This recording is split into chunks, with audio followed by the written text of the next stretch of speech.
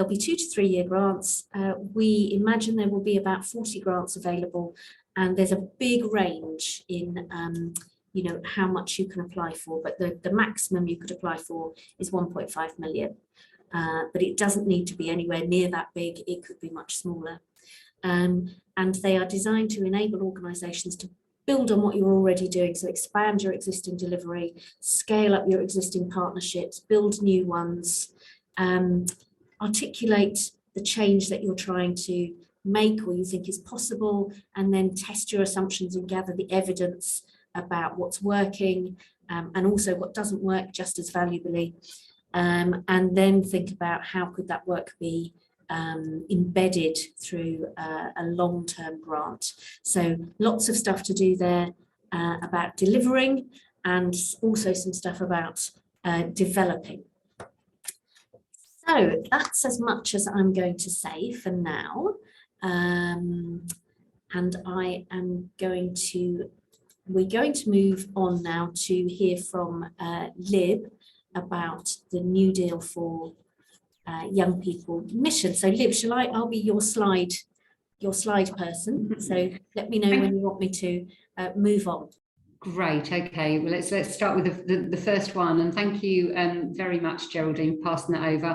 I'm actually going to be doing a bit of a double act with Dave, who you also introduced at the beginning, because both of us are really trying to push this idea of a new deal for young people along. So we're just going to be able to both of us talk to this piece. If we move straight on to the next slide. Good, we hope.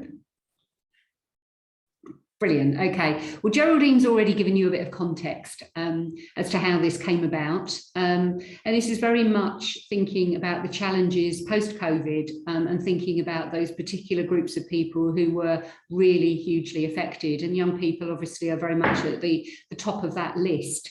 And as a result of that, we have been developing and working over the last few years ideas around a new deal for young people.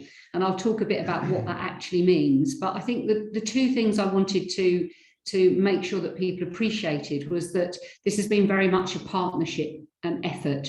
I think there was a real feeling that coming through the pandemic and then beginning to build the recovery, the importance of partnership working across London and the significance of the crisis that we had faced and still face for young people has got to be something that we all need to address collectively. And so while I'm one of the co-chairs, I'm really delighted that I work closely with Martin Pratt from London Councils, who's the Deputy Chief Executive of Camden, and also with Jeremy Crook, who's very well established and known for a mentoring organisation that have been working in this field for the last 30 years. So that was the origin of this idea of having recovery missions. And as you would hope, and as I'm sure you'll be pleased to hear, we have moved on considerably since those ideas were developed alongside a whole range of partners. And so it's distilled for the New Deal for Young People mission in a target. Our ambition is by 2024, 100,000 young people furthest away from advantage will have access to a personal mentor, and all young Londoners will have access to quality local youth activities. And what does that mean? I suppose that speaks to the fact that we want this to be a targeted offer, that we know that there is a huge amount of inequality across London, that inequality was both exposed and deepened by the pressures around COVID. And so therefore we know that not every young person starts off with the same advantages in life. And so we are very deliberately targeting certain people who don't start off with those advantages. And that's one of the kind of key elements of this. The personal mentor is around the fact that we know those kind of transformational relationships in a young person's life often can move somebody from the most desperate of situations into something that offers a new way forward in terms of promise and in terms of opportunity. And we also know that for every young person there is a level of engagement in activities, be they physical activities or cultural, but something that gives some purpose and also gives some reach into other social networks that is really important. So that is our overall ambition, and I'm excited by it, and so are the people, thankfully, that I normally speak to excited about it, because we think we can make change and we need to use this opportunity to make change. So critical to that, of course, is the voice of young people and the experience of young people. And if it wasn't already obvious, I just want to absolutely underline the point that young people have been shaping and helping and determining the scope of this mission since the very beginning. We know that we've got a huge amount of talent in young Londoners, but as I've already said, people don't always have the same start in life, and this is very much about making sure that we bring that opportunity to those young people. Critical amongst that is the importance of youth work, very much. And, you know, I don't have the advantage of seeing the 170 faces that are apparently part of this webinar, but I'm very much hoping that most of you will know this because you're already engaged in it. And therefore, I apologise for sounding slightly sort of telling you what you already know, but the importance of youth work is something I think that we know from speaking to young people, and we know from the experience of young people, but what we don't often get is actually that promotion in a public arena. And certainly that's what we have been trying to do. The sort of deprofessionalisation of the sector and the impact of austerity has really, I think, beleaguered many people who are doing incredibly valuable work across society. So the importance of youth work cannot be, in my experience, underestimated. And then thirdly, you've heard, I think, the scale of our ambition in terms of the target, but you've also heard from Geraldine the fact that not only policymakers, not only VCS organisations, but also actually funders see this as a unique opportunity to really make a transformational shift. So all of that puts us in good stead for continuing to make progress along this mission. So if we can move to the next slide. Thank you. So what we've tried to hone in on is three key bits: quality, quantity, and sustainability. Quality, we need to be embedding that voice of young people. We need to be making sure that we are improving the quality across London of mentoring schemes by giving the relevant support. And Dave will be able to talk a bit more about that relevant support, but actually a quality offer. And that's not to suggest there isn't loads of quality already out there, there is, but to really harness that and make sure that there is a sense of certainty when people are being mentored, that they know they are getting a really good deal from it. The second is quantity. You know, 100,000 is an ambitious target. We want to make sure it is reaching the right young people, but we've got to think big. And that is something about investing in those quality mentoring programs and reaching those young people. We've done a lot of work in that area as well. And this, hopefully, this third phase of funding opportunity will be exactly the opportunity that you will be able to take advantage of. And then thirdly, it's got to be a bit more than just one-off commissioning programs.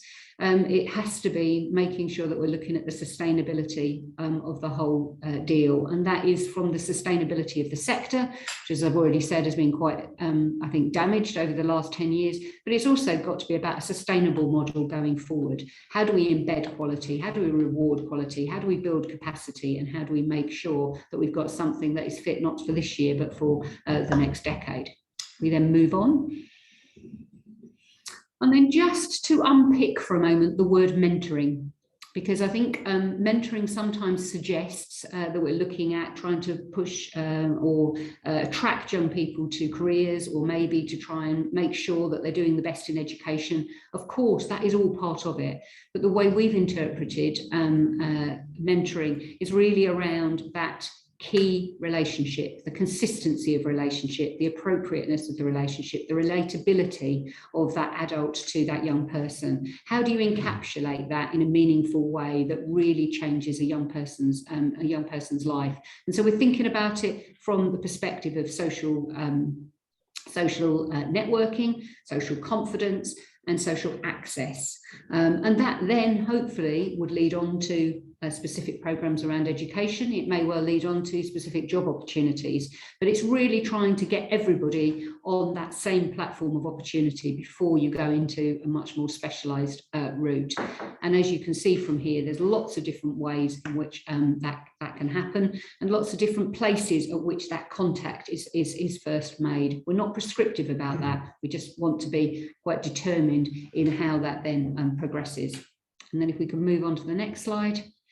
And then the second part of that mission, which was really looking at a broader suite of youth activities and the accessibility across London for all young people, is more appropriately being led by London councils, which are quite clearly at the delivery end of youth engagement in the 32 boroughs across London. And the expectation absolutely would be, of course, that they're working with community groups in their area. And this developing piece of work is an important, I think, thing to work in tandem with the mentoring pledge. And this is really just to make sure that, we haven't lost that second bit of the mission, and that we're working closely with London councils, with them in the lead, and making sure that they are beginning to coordinate the picture across London. And key to that, of course, will be youth leadership and youth voice, as well as we've talked much more about mentoring. And I think then if we can, I'm going to now hand over to Dave, who's going to talk in a bit more detail about what we've actually achieved to date and how we're taking it forward. Thank you. Thanks, Lib. I'll just wait for muting's perfect. Thank you. Hi all, I'm Dave. I'm the head of New Deal for young people. I'm very conscious of death by PowerPoint too. So with this slide, I'll try and succinctly summarise the key work we've undertaken so far. So for number one, funded mentoring programs, we funded 57 mentoring programs and projects that are supporting disadvantaged young people through phase 1 and phase 2 of New Deal for young people. I'll talk a little bit more about those shortly. Number two, the mentoring framework. In partnership with Action for Race Equality and Bloomberg, we've created a mentoring framework, and I'll give you a sneak peek of that shortly, and you'll see that in the guidance in the application process too. Number three, we've commissioned a mentoring support package alongside the framework to increase sustainability, accessibility and reach, and both will be launched in Youth Work Week in November. We've worked closely with anchor institutions in London to strengthen contributions to and to support the mission. We've commissioned mentoring research, both through the University of East London with the support of the London Research and Policy Partnership, and through young peer researchers to better understand the gaps and areas of need around mentoring and youth activity. We funded mentoring leader organisations to be ambassadors of mentoring improvement and build the confidence and capacity of the sector. And sorry to end on an odd number, for number 7, we've undertaken significant work to develop phase 3 of NDYP, which I'll touch on shortly. Next slide, please, Geraldine. Oh yeah, fine to go straight to the next one. Sorry, that's a little break one. So we've talked about the breadth of work so far, but I just wanted to look at a couple of examples in more detail. So the next 2 slides give a very high level overview of the new mentoring activity that's already being funded through NDYP, working directly with disadvantaged young people across London. There were 4 programs in phase 1, and just to draw your particular attention to the second quote from a young person about learning trust through mentoring. Give you a second to read them. And the next slide, please, Geraldine. This shows the 3 programs funded through phase 2 of delivery that got underway in April this year. And a really great quote from a young person. I feel for the first time in a long time that I have a voice. And I think the feedback from young people can be really powerful. Sorry, my computer's gone peculiar there. And we're starting to collect some really good outcomes data and some case studies from the partners involved in delivering our project so far, and they demonstrate real impact, and that's starting to shape the next phase of the mission, which we'll talk about shortly. Next slide, please, Geraldine. This is hot off the press, is a sneak preview of the mentoring quality framework, which is slightly different to the version that you might have seen in the guidance for application process if you've got so far yet. We hope to launch this in November. It's still going through some final design tweaks, but as I mentioned, it's developed in partnership with Action for Race Equality and Bloomberg, and it's a self-assessment tool for the quality of the sector, and it's been tested and shaped with input from the VCS, and there are 8 standards, 40 indicators and 20 core indicators. And if that sounds a little overwhelming initially, and hopefully it won't when you see the framework and it starts to make some sense, alongside the framework, we've commissioned a free mentoring support package, which will give support to organisations to access, complete and develop practice within the framework. So we're really excited about how this might start to develop mentoring across London. And next slide, please, Geraldine. These final 2 slides. I don't know if Darren likes his picture being on this slide or not. We'll have to ask him.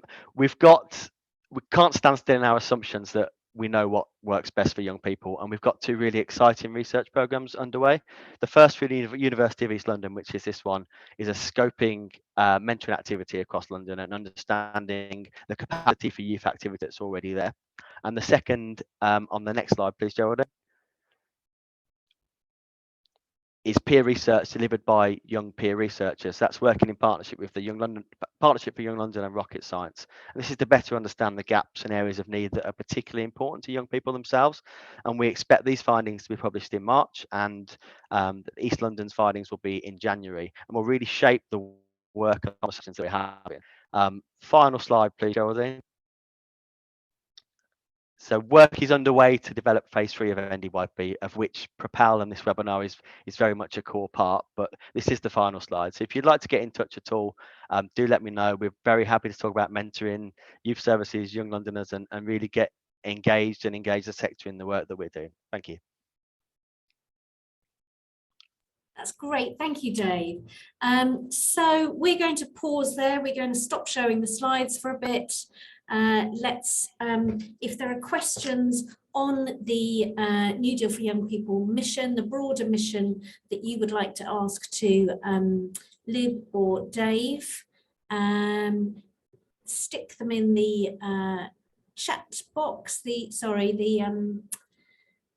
not the chat box. Oh, there's one straightforward one. What is STEAM? S-T-A-M. S-T-E-A-M. It was on one of your slides, Dave. It referred to one of the I was trying to find it on mute. It's STEM. STEM. Sorry, can you hear me now? Yeah, we can. Yeah. So it's STEM, traditional STEM with arts in for the A. So it's just slightly broadening the reach for those core areas. Okay, and there's a question from Julie. That's science, technology, engineering, maths, and arts. And arts, okay, right, got you. Oh, that was a new one on me as well. Is there a maximum amount of time a mentor works with a young person? And is it one-to-one mentoring, or is it group mentoring? Is it also group mentoring?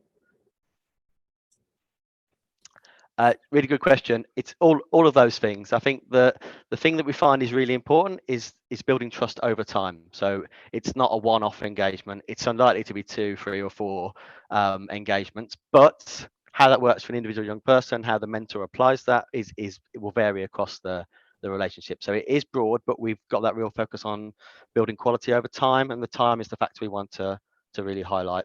And how it's delivered, I think there's a real variety of ways that we know work for young people in different circumstances. So both are perfectly reasonable. And David, can you just confirm again the age of the young people, kind of what you're considering young people? Yeah, 10 to 24. And then we have a couple of other quick questions that I'll just kind of been trying to keep a track of. So just can you confirm if it's only new work that you're thinking of supporting, or are you able to support kind of current work as well? Don't know, Lib, if... Sorry, we're juggling a little bit here, which is just in terms of sound and making sure we don't get echoes. No, I mean, this is all building on work that is happening. I mean, clearly, you know, make sure you sort of read through properly the application form, but no, we're keen to acknowledge and recognise and support quality mentoring that's in existence now. And oh, sorry, do you want to go ahead, Geraldine? I was going to say, I think it's I think the questions are probably about what the funding's going to cover now, aren't they? So shall we go on to talk about the specific focus of the funding? That might be helpful, might answer some of the conversation. So I'm going to go back to the presentation. Hang on. We go right.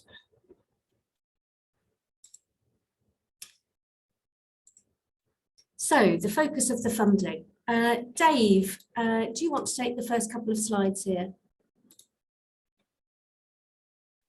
Yes, we're just checking we've got our mutes synchronized.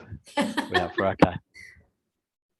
Yeah, so I think the important, I won't go through the whole list, but we want to focus on those disadvantaged young Londoners aged between 10 and 24, and the list is illustrative but not exhaustive, but I hope you'll get the idea of the reach and the sort of support we're trying to offer to young Londoners in need. So yeah, the list is there. If anyone would like to sort of ask any questions about them specifically, do let us know. But it's intentionally broad and accessible, hopefully, but also covers a really wide range of the different needs that young Londoners might face. Okay, and so there are two focuses for the Develop and Deliver grants under the New Deal for Young People. Dave, tell us about the first one. Yeah, we've kind of touched on some of it, I suppose, through the mission, and there is an overlap. But we're looking for projects that provide high quality mentoring for disadvantaged young Londoners aged 10 to 24, and are targeted at groups of young people who need the most support and might not otherwise access mentoring in an obvious way. So I'll just sort of reinforce the high quality and the reach aspects of that part. Time frame wise, hopefully from the 31st of March this year, and projects lengths will vary, but for up to 3 years, and to 2025 for some of them. Organisations can be funded between 50k and 750k per year to a maximum of 1.5 million, as Geraldine mentioned at the start. In terms of outputs, we are really looking to reach as many young people as we possibly can. So we're looking for projects that can reach over 250 young people and more if possible, but we recognise that some of those projects and programmes will be a bit more bespoke to a particular need, and that won't necessarily be practical. So we're interested in all those applications too. In terms of outcomes, we've got we will share these slides, I'm sure, Geraldine, but we've attached a link to a youth outcomes framework that we use regularly here, and these will be the kind of outcomes we'll be looking for projects to report on. And you'll see there's a really broad list, so we recognise that the outcomes that mentoring achieves might vary and be quite broad as well. So we're really open to what that might look like and understanding that through the application process. And just in terms of the additional criteria for the mentoring focus, we are looking for organisations who are successful, and all organisations hopefully, to complete the mentoring quality framework, and we hope you'll find it accessible and useful. And shortlisted organisations will be asked to complete the core indicators, and you'll see in the guidance there's a bit more detail about the expectations around that. You've got a draft version of the framework now, and the real one, the final version, will be launched on the 10th of November. So we hope there's plenty of time to engage with the framework and the support ahead of any sort of critical points. Great, thank you, Dave. And then there is a second focus for the Develop and Deliver grants available under this mission. And Shagufta, would you like to talk these through? Thank you, Geraldine. So yeah, the second focus is around empowering systems change and sustainability of the youth sector. And by that, we're sort of focusing on two specific areas. One is strengthening young people's voice and leadership, and the other is about connecting the smaller and the larger youth organizations, along with decision makers, policy makers, funders, and other networks. Now, these projects we're hoping will commence from March next year, and can be for up to 3 years. Organisations can receive between £50,000 and £750,000 a year to a maximum of 1.5. Really, this is about linking it back to the sustainability and the systems change. So this isn't just about delivering youth work. This is looking at, what system have you identified? What work are you currently doing that can really try and tackle that issue? And the hope is that at the end of a Deliver and Develop grant, there would be an opportunity to take what you've done and apply for even longer term funding. That's brilliant, thank you. So just to be really clear, because I know this is going to come up in the Q&A box, you can ask for 750k a year, but that means you'd only get a 2-year grant. Because so I'm going to stop sharing now. I can see there are lots of questions in the box. So Bryony, what's coming up for people? Yeah, so we have a couple of questions about, can you only apply for one grant? So if you can just kind of confirm that. Yes, you can. So I'll come on to, if there's questions about the kind of the practicalities of how to apply, we can pick them up later. But yes, you can only apply for one grant. There's also just a lot of questions about sort of generic youth work. So again, some of these may have come in before sort of that section of the presentation has kind of finished. So people asking, are we only supporting mentoring and not kind of other ways of engaging young people or kind of general youth work? Dave and Shagufta, do you want to take that one? Yeah, I mean, we will be from a GLA funder side, be looking particularly at the mentoring aspect, but there's clearly an overlap, and the capacity to build trusted relationships is the fundamental pillar of pretty much any approach to youth work and activity. So we see an overlap and an angle, but Shagufta, I don't know if you want to come in on the second part. Yeah, I mean, youth activities will obviously be delivered through this strand, but the focus, if it's not the mentoring side of things, we're looking at the sustainability of the youth sector and systems change. So really, that's what we're looking for. What work are you currently delivering, or what have you identified as an issue around sustainability? How to build up that workforce, or what you think you could achieve in terms of trying to tackle systems change. Through doing this work, there will be youth activities being delivered, but really we need that focus there.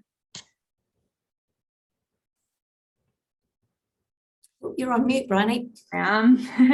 So yeah, we will kind of come back again. We've had a previous question about sort of new work versus current work. There was some questions about sort of, do you need to then be tied to frameworks? So David, the framework you shared, are applicants going to be tied into using that framework?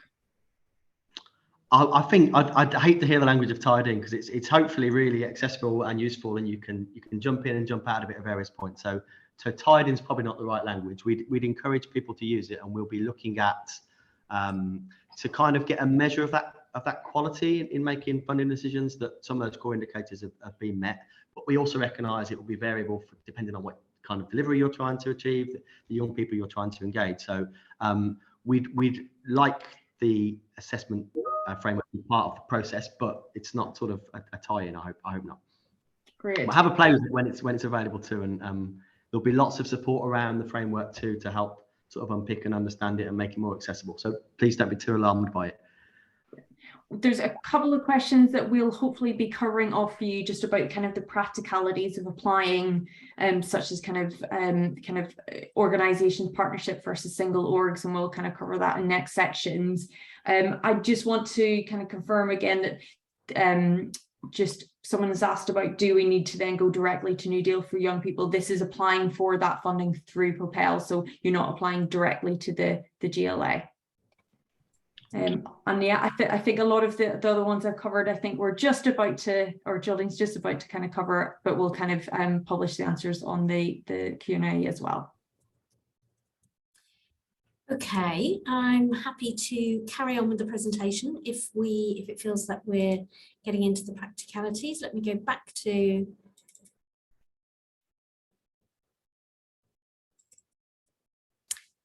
right. So about the funding opportunity.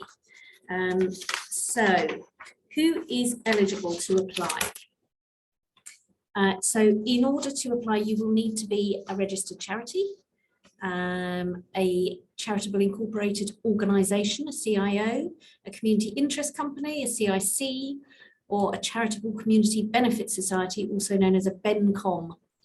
If you're not one of these organisations, for a deliver and develop grant, you could be part of a collaboration, but the lead organisation will need to be one of these. And the other eligibility question that will come up when you go onto the website, it will ask you two eligibility questions. One is, are you one of these? And the second one is your work of benefit to Londoners? So lots of organisations will be working in a particular area of London, or might work across the whole of London. If you're a national organisation, or you're an organisation that's based outside of London, you will need to really carefully make the case for how your work is of benefit to Londoners, and it's likely that the grant, any grant, would be restricted to the work that you do with Londoners. So you will need to show how you will be able to do that. I know that some questions have come up in the chat about, can we apply for this if we've already got grants with some of the funders who might be partnering in this? Yes, you can. Because these grants will be considered separate to that. And yeah, we might want to ask the panelists a bit more about that. So for a deliver and develop grant, you will need to be already delivering work and ready to expand that work. So if you are applying for a mentoring grant and you've never done mentoring before, the likelihood is that you know you won't be successful with that. So you need to be doing some of this already. You know, under strand B, you might already be doing the kind of voice and leadership work, but again, you need to have you need to be able to show that you're doing it already. We're going to be prioritising applications that are from organisations led by and for marginalised communities. And there are 4 communities in particular that are being prioritised here: communities experiencing racial inequity, deaf and disabled people, LGBT plus people, and women and girls. 2 things I need to define there. One is, what does led by mean? So there's the definition, which has been agreed with our equity partners, is that 75% of your trustees and 50% of your staff need to be from the community that you are serving. That's the definition of a led by organisation. And what does prioritise mean? That means that those applications from those organisations will get assessed first. But that doesn't mean you can't apply if you're not one of those organisations. You will need to show on the application form how you are centering equity as part of your work, and that might be about the way that you engage with people, the way that you involve people. You might be able to demonstrate that by you know, what's in your mission or what's in your governing documents, or what's in your strategy, and how you go about that. We're encouraging applications from organisations who are already focusing on systemic change. So, you know, working across, looking at the causes of problems rather than just the consequences. And we're encouraging applications from organisations who are working in collaboration with others. So you might be partnering with other charities, you might be partnering with parts of the public sector, so schools, for example, or local businesses.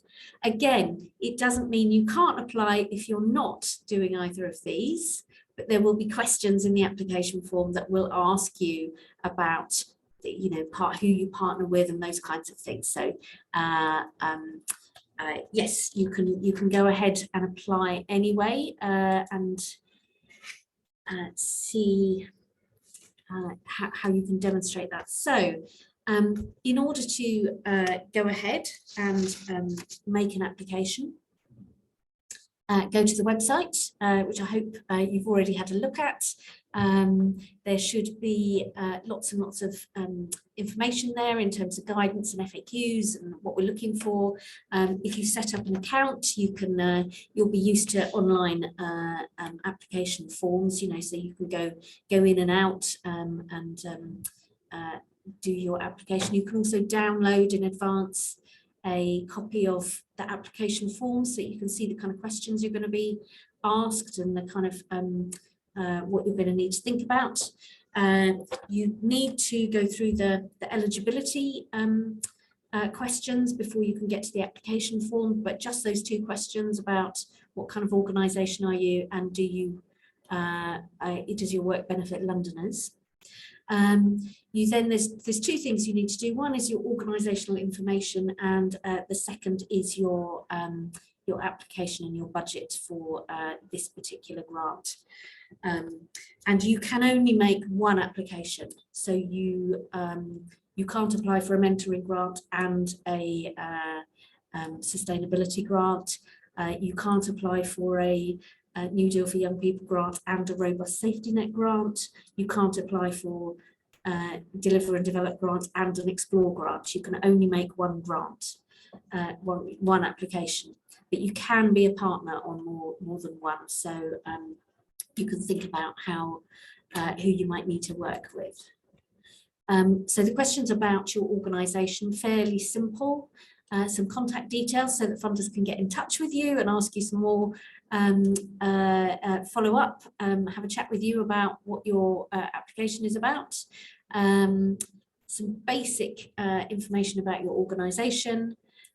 These community served questions, which are about who you're targeting, what's the leadership of your organisation, how you approach equity and justice. There's a really, really simple financial table which asks you for your previous years, the most recent year where you have signed accounts, your projections for the current year, and then the year previous to that. You don't have to have all three. If you've only got one set of accounts, that's fine, but you do need to have at least one set of accounts. And then you need to upload your key documents, your constitution, your most recent signed accounts, and your safeguarding policy. And our long-term aim is that these details will get, you won't have to keep filling them in every time you come back to Propel to make a different application. So they will just stay there for you. So hopefully we'll have taken out some of the duplication for you there. And then for a Deliver and Develop grant, these are the kind of questions you'll need to answer. And these are obviously why, what, how, who, where questions. There's some questions about why and what, why is the work needed and what you plan to do. You'll need to demonstrate how this builds on what you already do, so your existing work. You'll need to tell us about who you're targeting and how you're going to involve them in designing the work. Who will you work with to deliver? This is about your partners. So if you are already working in partnership, tell us who they are, tell us what roles they play, tell us how you organise that. If funders then come back to you, what they'll want to see is if you're already in an existing partnership, funders may come back to you and ask to see your memorandum of understanding or your partnership agreement. So you don't need to upload it with the initial application, but you will need to be ready to show it if you're already in partnership. And then some questions about who's delivering the work. So this is about your staff or your volunteers. It's about what kind of expertise, what kind of skills they have, but it's also about how you will support them. So funders are, recognise that, the stress, the pressure that's on frontline staff. So do ask for the costs of making sure people have access to proper supervision and proper support from you. Where are you going to work, and why have you chosen there? Is that because you have particular connections there or expertise there? And then some questions about outputs and outcomes and impact and learning. So these last three questions, outputs and outcomes, what difference do you hope the delivery will make? That's about your impact. And then how are you going to understand what's working well and what needs to be developed further, and how might you then think about developing that? So it's there's some big questions in there. When you're putting together your budget, you can, this is an indicative list. Funders, our partners, the funder partners in this program are keen to be, hear from you about what do you need, and to be as flexible as they possibly can. But you will need money to deliver. You'll need money to increase your capacity. You're going to need money to support your staff. You're going to need money to support your partnership, and you're going to need some funds to engage with the people that your work benefits with if you're asking them to help you design things. You'll want to make sure that your activities are accessible and inclusive.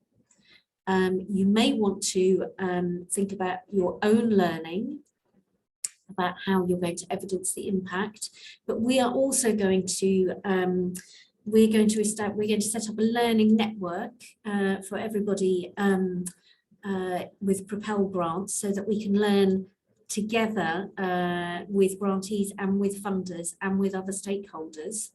about how change is happening and how funders can best support that. So you'll need to put a bit of time in for that, and there's some suggestions in the FAQs about what that might be. And then of course there will, ask for a core costs contribution.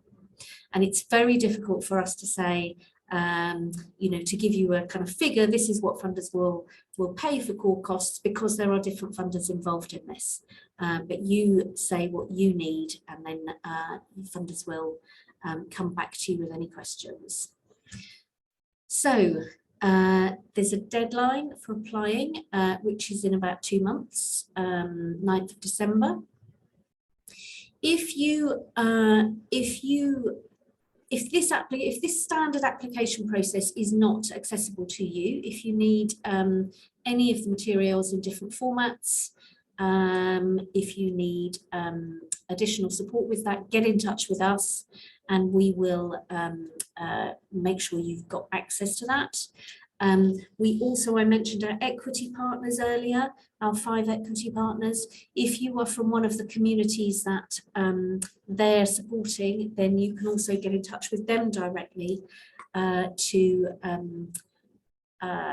get some help from them. So they are Ubele, who are supporting communities experiencing racial inequity, Inclusion, which is for deaf and disabled people's organisations, LGBT plus consortium, which obviously that's for the LGBT organisations, Women's Resource Centre, which is for organisations working with women and girls, and HERE, which is the Human Rights Network, which is leading on any kind of intersectional applications. And all of their details are on the Propel website.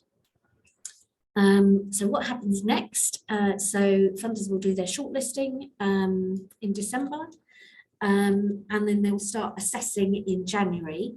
And the other thing that will happen in January is we will convene an overview panel, which will look across all of the applications that are being assessed across all of the missions and the different types of grant, to make sure that there is a good spread across places, across issues, and across different communities. You might get contacted for a conversation in January while the assessments are going on, and then in February we hope all of the funders will make their decisions. So March, April, the delivery can begin once you've got all the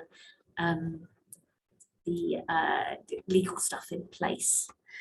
So, Bryony, what questions have been coming up? I think it would be really useful just to go back through kind of focus A and B. I think there's quite a lot of queries just about applying for one. Can you apply for part of A and part of B? So I think it'd just be useful to run through that again and the process for applying. Okay, so under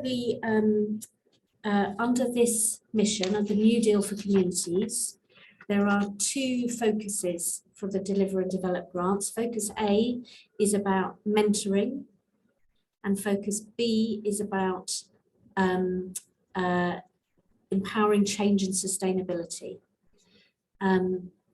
Dave, do you want to just recap on the mentoring one?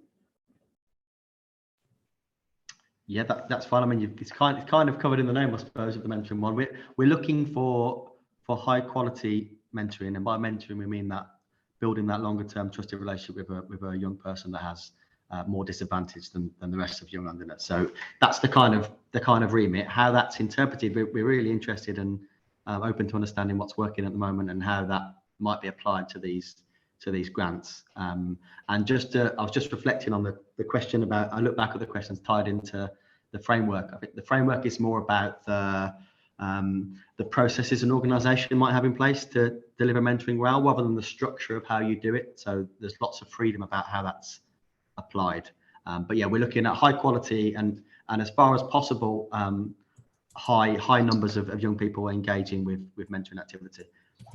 And David, just again, we've a couple of questions just around that element of mentoring. So does the project need to to solely focus on mentoring, or can mentoring be an element of the wider programme that they're looking to apply for funding for?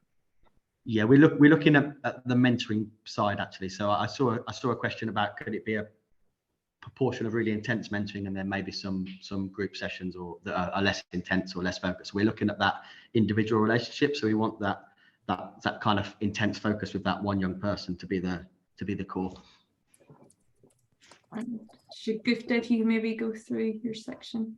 Yeah, so I mean, I think I saw a couple of questions, what do we mean by systems change? And it's, we could do a whole session on that, but to try and summarize, what we're asking for is that you're looking at the root cause of issues rather than just dealing with the effects or the consequences, which I think most delivery has been so far. So we want to try and take a longer term approach, look at what the actual root cause is, and almost give you the time and space to come together, to convene, to try and come up with, get your head around what is the root cause that we're trying to tackle, and how can we, work in collaboration, partnership with small and large organizations. How can we basically pool all of our skills to try and tackle this issue? I hope that helps. And Shagufta, we've just a couple of questions about the question on the application form about the budget as a percentage of income, and if you could perhaps just talk a little bit about that. Yeah, so I think different funders will have their own sort of policies on this. I can only speak on behalf of City Bridge Trust. So we would ordinarily not want to fund more than 50% of your annual income in any one given year. Just from a risk perspective, we don't want, it's not great practice to be, too reliant on one source of income. Having said that, if you have an existing grant with us, with City Bridge Trust outside of Propel, we will look at this separately, but we will sort of have to check, how much of CBT funding you would be getting, and if it was going to look like you're at that 50% or you're going to hit over that 50% mark, but the rest of your application looked really positive and something that we would want to fund, then we would potentially approach other funders to say, look, this is an organization that we would like to fund through Propel, but because we've got existing funding partnerships with them, it's outside of our policy to do that. Is there any chance that you could pick up this application and consider them for funding? We could also, rather than just doing a sort of, here you go, I'm handing over an application for you to fund, we could look at co-funding with some of the other funders, so that we can try and keep that level below the 50%. So there are a number of ways that we can sort of work around, but it will be very much a case-by-case basis. Great. And then Geraldine, just practically in terms of the application form and how they sort of choose between A and B.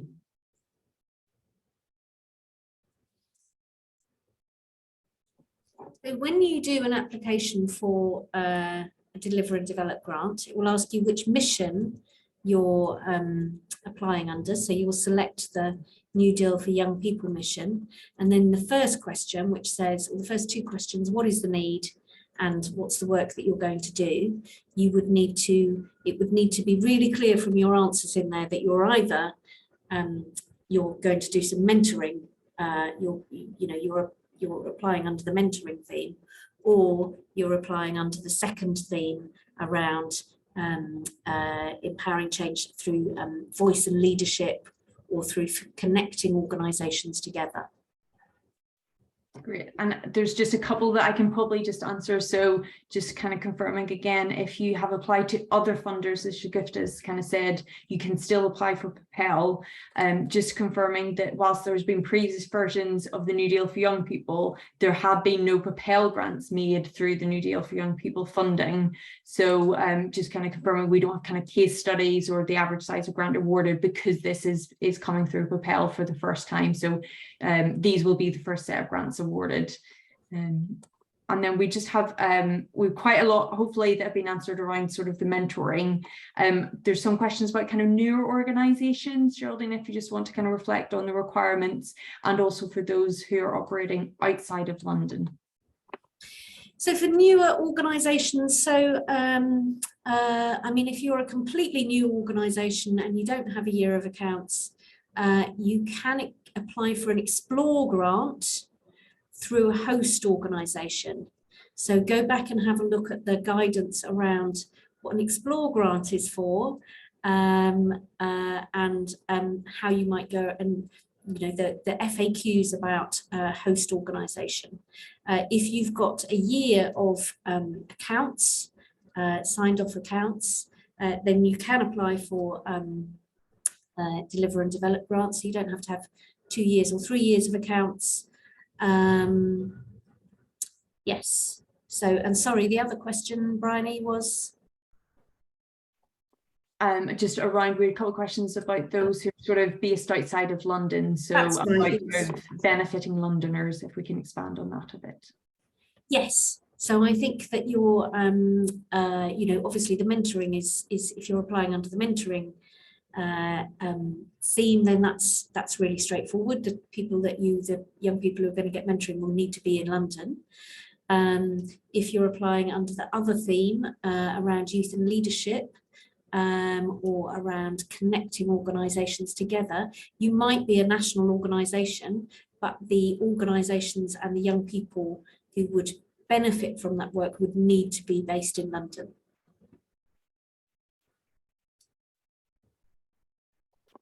Great. And just one very basic one, will people be able to get feedback on unsuccessful applications? Yes. So if you're not selected for assessment, then you'll hear from London funders, and we'll try and give you some feedback on why that was. If you've been assessed and then you're not offered a grant, again, you'll hear from London funders, and we will get some feedback from the funder for you on those. Great. And just to kind of highlight that Jeff's been putting in some information on the other webinars and workshops. So if you are interested in Explore, there are other webinars that will discuss that in more detail, and the links are on that website page. I did notice a question in the box about, can local authorities apply? You could be part of a collaboration or a partnership applying, but you won't be able to be a lead. You won't be able to be the lead applicant. But absolutely, organisations who are working in partnerships with local authorities, very, very welcome to apply. And just to say, we have an awful lot of answers, questions being asked. There will be a full list of answers in the FAQs, which will be updated throughout the next couple of weeks with questions asked on these kind of sessions. So we'll update we've planned this week, we'll update because we have a whole week of webinars and workshops. So we'll update the FAQs on Friday and get make sure that that's up on the website for you. And we'll also put all of these webinars are being recorded, and we'll make them available on the YouTube channel. Again, there'll be a link on the website to those. And just a couple of other ones just coming through about sort of the focus. So defining the community serving, and is there any preference between sort of local work or is London wide? So I don't know, Sagufta and David, do you have a preference? It's not really, I mean, I can't speak for David, but it's down to you to evidence, what the need is. You're best placed to do that.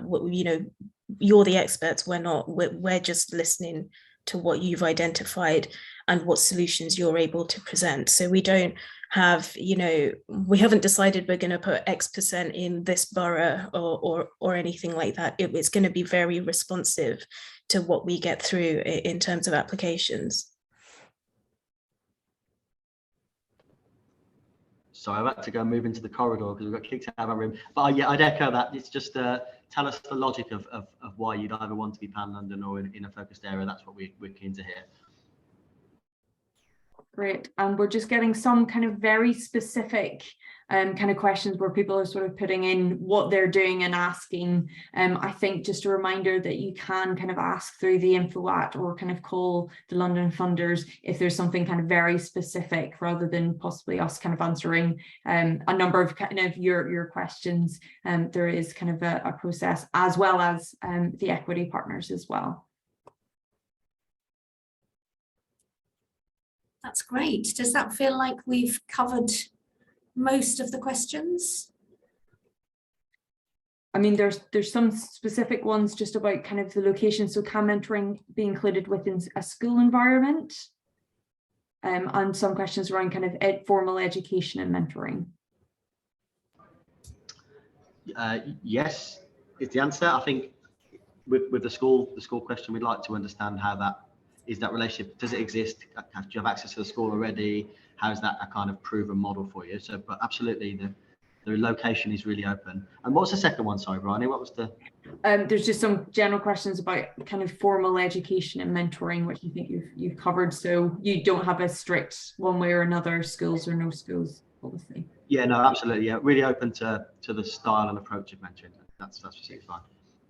And there's just some quick questions about sort of the allocation. So as Geraldine said, depending on your focus, then it will depend on who will look to fund you, but there will be kind of consideration of the applications by the relevant different focus A's or B's. And I should say that we have on this panel, we've got the GLA and City Bridge Trust, who are going to be really big partners in this programme, but there will be other funders coming on board, some kind of local funders possibly.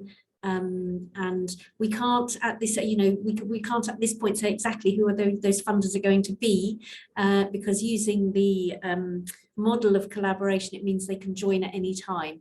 But so you're, yes, it could be a whole range of funders who get in touch with you, which I know probably makes writing a grant application slightly trickier if you're used to tailoring your the way you present your work to a particular funder. You may not know who's going to come back to you with an assessment this time round. And just could you clarify that if you can or can't apply for sort of focus A and focus B simultaneously in one application? No. Oh, it's simultaneously in one application. Interesting question. So you'd be covering, or you'd be doing all of those things. You'd be doing mentoring, you'd be doing voice and leadership, you'd be doing bringing people together. Well, I guess if you could make a good enough case for why you could deliver all of those things at once, then no reason not to. But it would have to be a single application.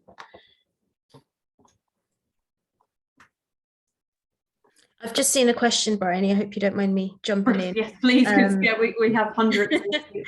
So there's a question I've seen from James asking whether there's room for negotiation on the scale of the project post-application. So for example, if they applied for 500K, could we come back and fund only 250K? Absolutely. The application process is going to be more about us trying to understand more about the work that you want to deliver, why you're best placed to deliver it, who you're going to be delivering with. And it may well be that we feel, okay, we're not sure you're quite ready to deliver at that scale at this stage. Maybe we can scale it back slightly. We can fund it at a slightly lower level. Equally, it could go the other way. You could come in for, say, 100 grand, and we might decide, actually, you haven't costed this out fully, or we think that, there are a few bits missing here. So there is room sort of for moving around. But I wouldn't say it would be as significant as come in for 500K and then come out with 250. It would be more sort of, trying to understand what you're trying to achieve and how achievable that would be at that level. And we've one just kind of question, I'm not sure we were 100% clear on about, will we support capital funding to improve facilities for young people through the D&D grants? I mean, most of these grants will be restricted revenue grants.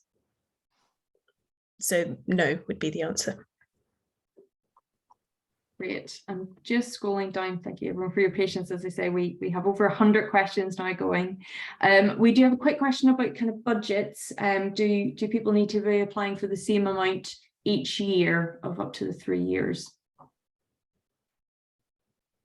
Again, it's about being realistic about the costs involved. And if that means that, it's not a static figure across the 3 years, that's fine.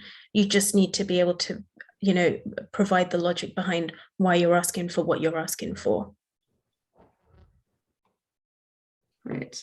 Yeah, we've kind of ongoing kind of questions about sort of what kind of defines mentorship. So I think whenever we kind of share the information from today, I think we've been kind of clear about what for this funding sort of we mean by kind of mentoring. And we've also kind of covered off a bit on systems change. There was a question about what was the average size of grants in previous rounds. Propel is a new funding programme, so there have been no previous rounds. Also a question about, is this the same as the Building Strong Communities grants round that the GLA are launching in January, or previous Youth Leadership Fund grants? No, this is separate from all of those things. This is a new funding programme, which is a collaboration of funders. So not just the GLA, outside the GLA, but hosted by London funders, involving lots of the key funders who you are probably already aware of. Great. And we're just getting a few more kind of questions about kind of consortiums, partnerships, and kind of single applications. Is there sort of maximum minimums in terms of how many people need to be in consortiums, or how many bids you can be a part of? No, you can be a part of as many bids as you're involved in consortiums. That's fine, and there's no maximum or minimum number of people who need to be involved in a consortium. I saw a question about somebody saying the consortium members are all charities, but the consortium itself isn't. I would suggest that one of the members acts as the lead for this grant, and you'll then need to work out, you'll then need to agree with the funder how that grant is held. And we've just a question about sort of practically then, because sort of there's pooled money, do people then kind of get funded by one specific funder if they're successful? Yes. So for this round of funding, your grant will be with one of the funders. And then there isn't yet a process for how people will go about applying for a longer term grant at the end of this funding, but we've got at least a year before people need to start doing that. So what we would hope to do is come back out to civil society to develop the process for that. Just seeing if we have anything else. There is a question just about kind of what extent does voice and leadership relate to the wider youth sector for sort of Focus B?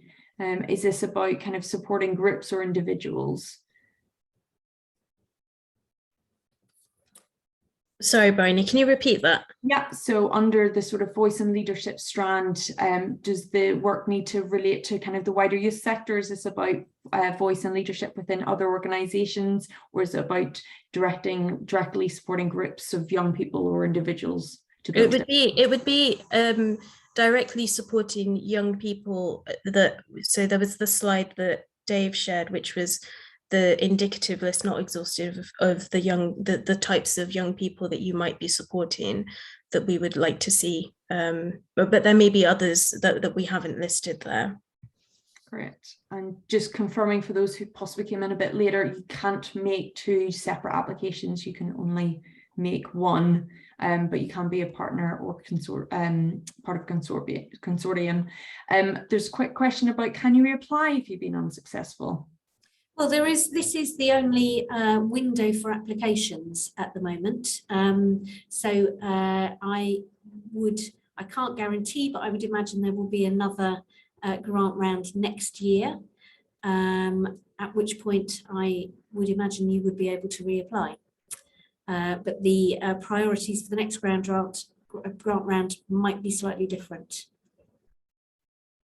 Great. And is there a turnover limit for applicants? No, there isn't. No, not at the bottom or the top end. Great. Does it feel to you, Bryony, that we're coming to the end of that? We've covered most of the questions that people are asking.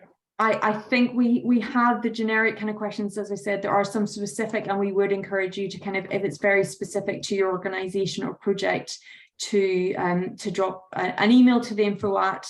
But I think, yes, we've kind of covered off most of them. We will be answering kind of the questions. We're getting a few from the bottom from that we kind of answered at the top. So we will be putting these all out through the FAQs.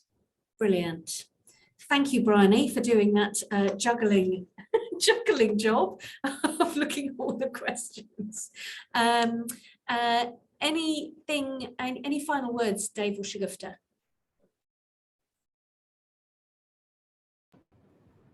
No, we're just really excited to see what comes through this process, and we can really see the impacts we have on the most vulnerable young Londoners. So we're really looking forward to working with you all. Brilliant, thank you. And yeah, I mean, what Bryony was saying, if you do have questions that we haven't been able to answer today and they're quite specific, you know, the info at London Funders will be able to pick that up. And if it is specific to any of the funders, they will be able to get that across to us as well so that we can respond. Brilliant. Great. Thank you to all the panelists, and thank you to all of you who've spent the last hour and a half with us.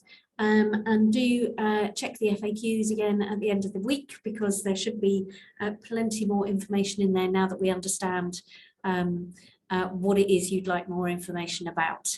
And there will be, we'll advertise other dates for webinars or workshops or drop-ins with funders over the next 8 weeks in response. You know, if there's a demand for people to get together again, then we'll definitely make that happen.